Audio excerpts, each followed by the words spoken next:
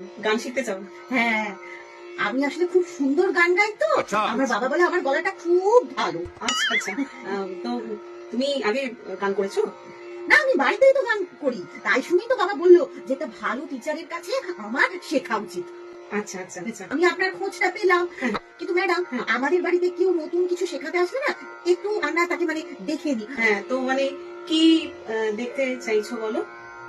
আপনি আপনি একটু আপনার একটু গান শুনবো আমি। আচ্ছা, আমি একটা হিন্দিতে গান করি।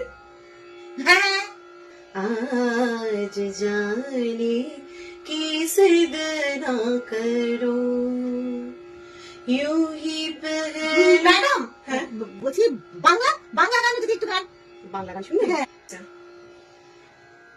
ভ্রমর কয়ু গিয়া শ্রীকৃষ্ণ বিচ্ছেদের অনলে আমার অঙ্গ যায় জ্বলিয়া রে ভ্রমর কয়ু গিয়া।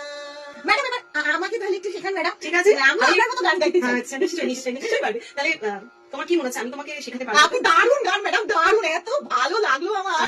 আমি আপনার মতো শিখতে চাই ম্যাডাম। আচ্ছা, আচ্ছা, তাহলে আমরা স্কেলটা দেখে নিই। হ্যাঁ, তুমি এই স্কেলেতে সা বলতে পারবে? হ্যাঁ, আচ্ছা। চেষ্টা করলে পারবো ম্যাডাম। হ্যাঁ। সা সা। একটু দেখো, এটাকে বলে তানপুরা। তুমি এই আওয়াজটাকে নাও, এই আওয়াজটাকে করো। সা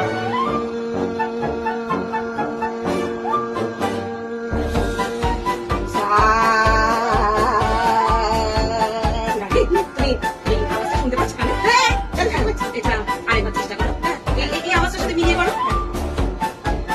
নিলাম কি করে ম্যাডাম? কানে শুনতে নাও, সুরের সাথে বলো সা।